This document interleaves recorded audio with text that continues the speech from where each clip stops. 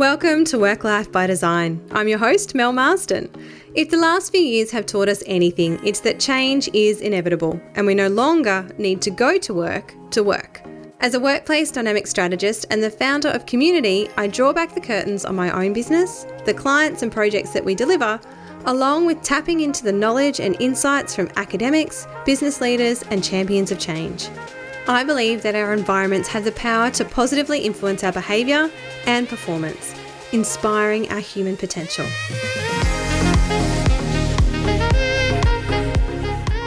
This program was made possible with the support from the Alistair Swain Foundation. To find out more, go to alistair-swain-foundation.org.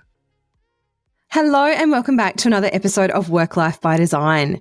Now, I have been in the trenches with a number of different clients at the moment, exploring what their next workplace is going to look like. And so most of the work that we're doing in this particular phase is really digging deep into the organisation, how things are working, where the opportunities are, what does the new workplace look like for your business? How's it going to support your team? What challenges are you going to be overcoming? What's going to be new for your business?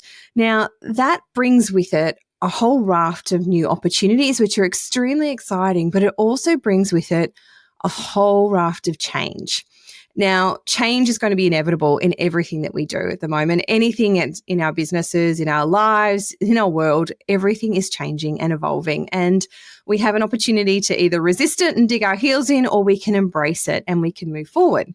But the biggest question that I get asked when working with clients is, well, why do we even need to guide our people through change? Surely we are just building a new workplace and then we pick up our boxes and we toddle off down the road and we open the doors to our new workplace and we move in and we all get started and working again. And whilst it might seem that simple, the reality is there is a lot of work that needs to happen behind the scenes to guide your people through that change.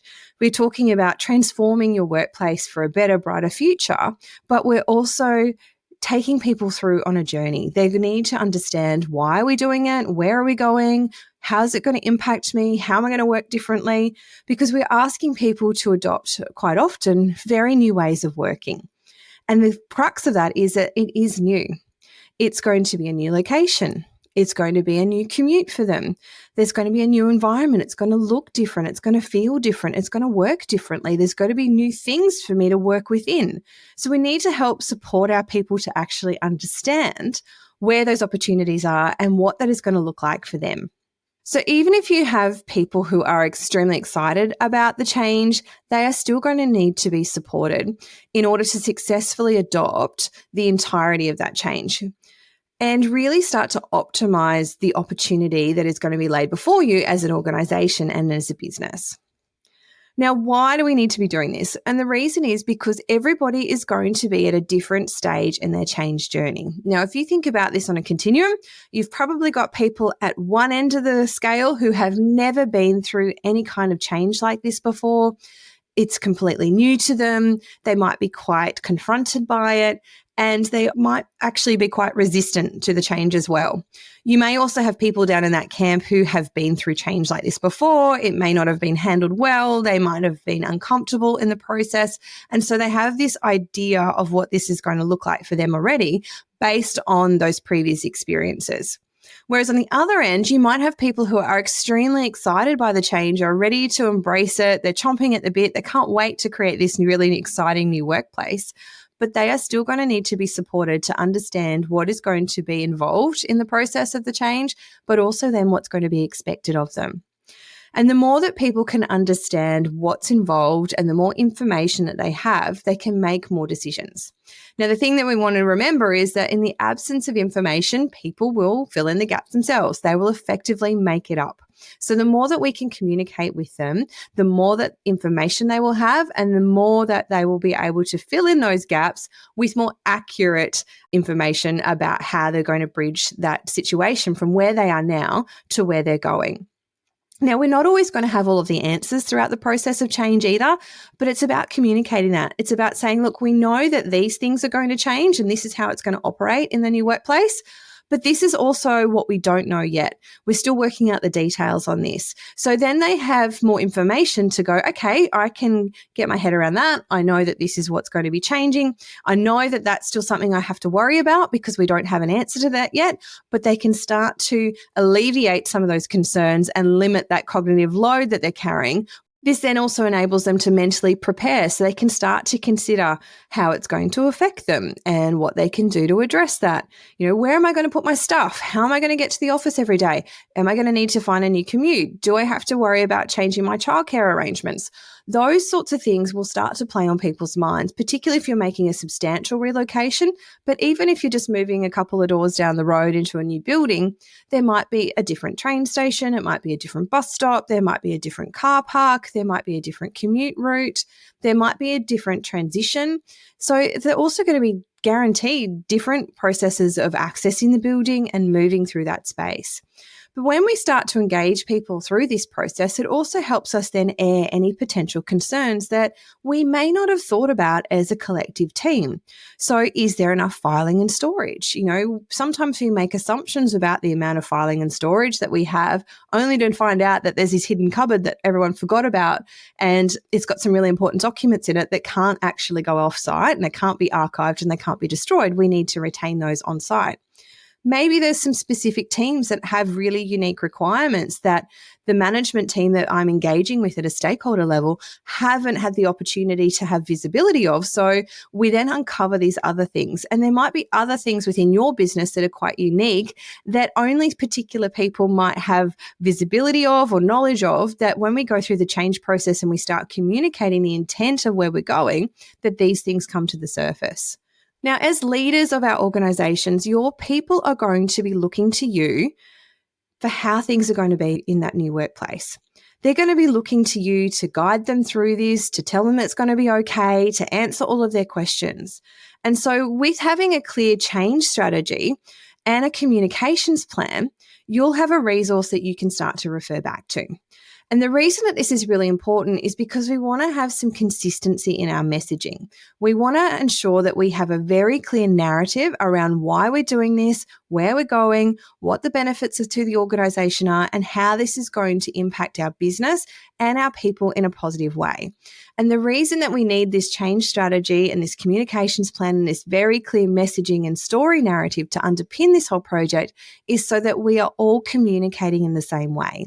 When we start to communicate one way, or we start to change our language, or we deviate from our messaging, it creates ambiguity. It creates gaps. This is where Chinese whispers start to come in, and all of a sudden our messaging starts to get diluted, or we're using inconsistent language and we're all telling a slightly different story.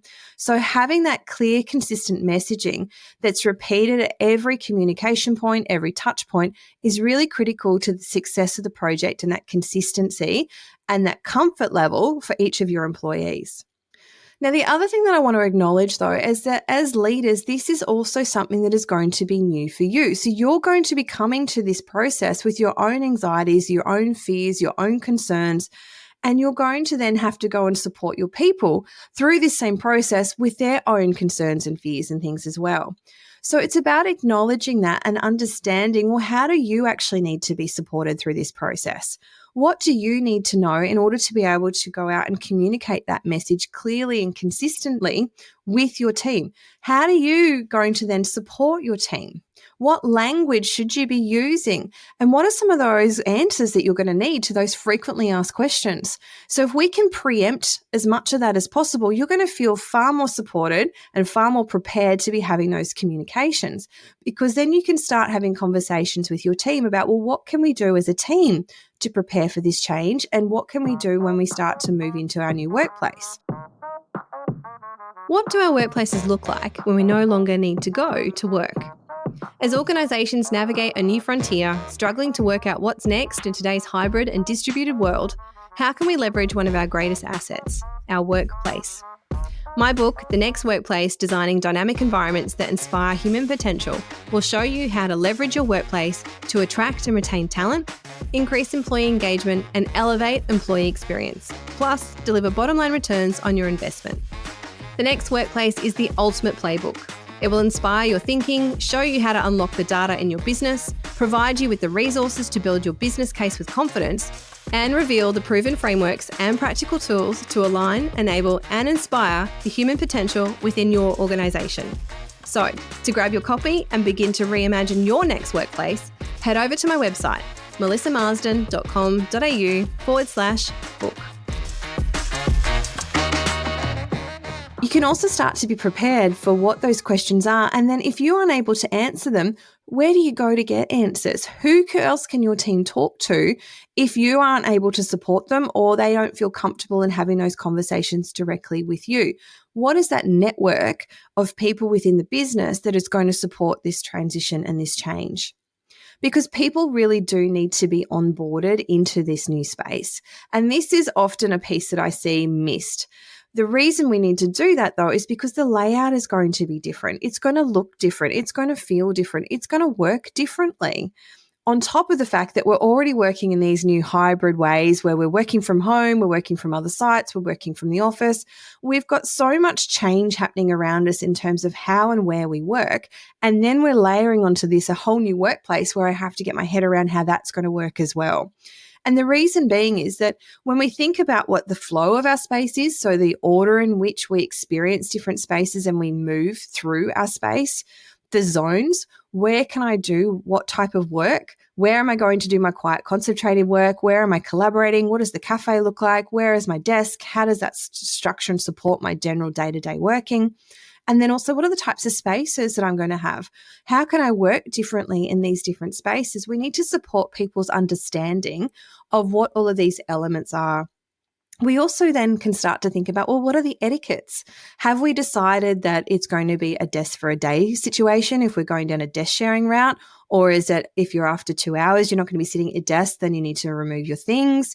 Is it what days are we going to be in the office? What's the expectation around how we're going to engage and way that we're going to build community and relationships with our teams when we are in the office? What does the new workplace management tech look like? How do I book a desk? How does my computer and my laptop plug into the different screens? What does the AV look like in the meeting rooms? All of these things are elements that your people need to be onboarded into so that they understand the operation of the space, but also the expectations of how they are going to need to engage with that space. They need to know what they can do and where they can do it. Because there's no point creating these beautiful library spaces and quiet facilities if then we've got people talking and having conversations or in the phone on there, because the etiquette then can help to start create some peer-to-peer expectations around the types of behaviours that we want to see in these different environments. We also need to start thinking about, well, what does a typical day look like for me? And this is the crux of it. If we start thinking about where the pain for your people is coming from, it's in understanding how is this going to impact me? Where is the benefit for me? And so when we start to think about what those individual needs are going to be, we can start to create journey maps where we look at particular types of roles, different layers of the organization, and we can start to create some typical understandings of how they might move through the space, where they might use different spaces, and what a typical day might look like for them and how they would then interact and utilize the office. We also need to be communicating what's okay and what's not okay. As I said earlier, where that library is, if there's an expectation that that's where there's no talking and there's no phone calls happening, yet someone's in there having a phone conversation, that's clearly in the not okay basket. And we can start to put expectations around how we might manage that and then be able to communicate from a peer-to-peer perspective on it.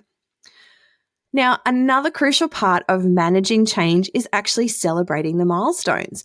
We want to be creating excitement, energy, curiosity about the space, and we really want to start celebrating that. So at those clearly defined milestones, which we set out within our change management strategy, we look at, well, where are we going to celebrate? What are we going to do in terms of doing that? And it might be at the design development phase when we've nailed down the design and we've got the anticipated look and feel. We can start communicating that with the wider team, and we can do that in a way that's fun and exciting and positive. Maybe there's an onboarding party. These are all ways that we can start to celebrate these transitional points and these milestones as we progress through our journey. Now, the final thing that we need to be really mindful of, though, is we often think, well, once we've moved in, we've done all the things that we need to do, tick that box, we're great, we're in, we've told them everything that needs to happen, we've set up the expectations, excellent, and on we go with business as usual. But we then need to focus on embedding that change so that it is sustained over time. And we want to make sure that the change sticks, because it's very easy for us as humans to revert to old habits, old ways of doing things, because it's much more comfortable to do things that we've always done. So we need to find ways to be able to reinforce all of those expectations, those change solutions, just as you continually reinforce your purpose and your values and the expected behaviors of your organization. We need to continually reinforce the behaviors and the etiquette of what we expect within our space. The other thing that we need to be mindful of is that we have only onboarded into this space our current employees. Now, many organizations are projecting their growth over the next term of their lease, and we're talking over the next 5 to 10 years. This workplace is going to be welcoming a whole raft of new talent into your workplace. How are we going to ensure that they get the same consistent onboarding experience to ensure that they understand also what's expected of them, so that they can blend in with the behaviors of how this environment is to be worked within? So we need to have then that consistent messaging. We need to have resources and toolkits to ensure that those that are then onboarding those future talent into your workplace also can do so in a very consistent way with what the expectations have been from the outset. Now, the success of your entire workplace transformation really does rest on the effectiveness of your change program. No longer is it the way that you throw open the doors and go, here's your great new workplace, off you go.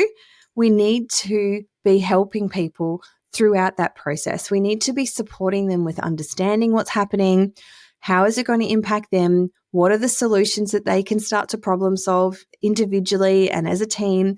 Where are the gaps that we're missing? Creating that curiosity and excitement, and then really starting to transition that change and embed it over the long haul.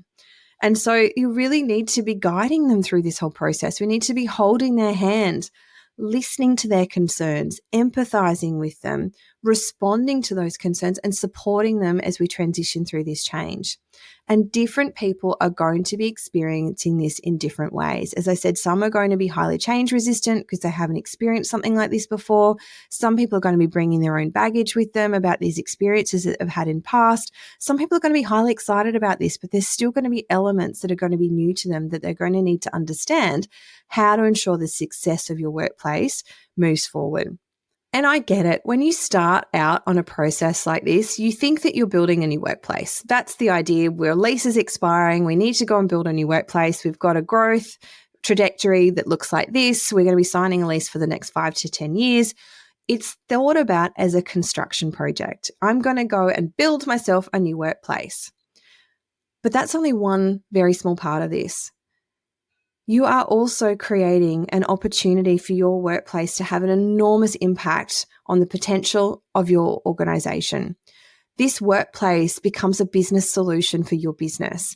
It is what supports your people in doing the thing that they need to do to make your business successful, to support your clients, and to do that well. So when we start thinking about an office transition, it's not just a building project. It is a complete cultural shift for your organization. It's an opportunity to up-level and completely evolve your business for the next 5 to 10 years, and to make a statement about who your business is and how you want to serve the market and how you want to support your employees. And this transition that you're about to take your team through is going to be one of the biggest reflection points of your culture through this process. It's going to support your people, but it's also going to tell them so much about the culture of your organization and how you want that to impact on them. So don't miss out on this very unique and special opportunity to transform your culture, to make a statement about your culture, and to really support your people in transitioning for that change. Now, if your organization is on this journey, or you are thinking about embarking on this journey, I hope this episode has been super helpful. It is a conversation I'm having with so many different organisations at the moment because it is something that we don't tend to think about. We think about our offices as a building project. We don't think about them as this cultural transformation and setting that new standard for our business and that next evolution. So that's it for me today. Thank you so much for joining me. Again, as always, if you have enjoyed this episode, please, I encourage you to share it with anyone in your organisation, perhaps a colleague in another organisation, a friend. I think this is an opportunity that does often get overlooked, not for any particular reason other than we don't have the mindset that this is what the opportunity really is. So please share away. I would love to hear your thoughts as well. So please send me a message either on Instagram at Melmar or find me on LinkedIn at Melissa Marsden. And I look forward to speaking with you again next week.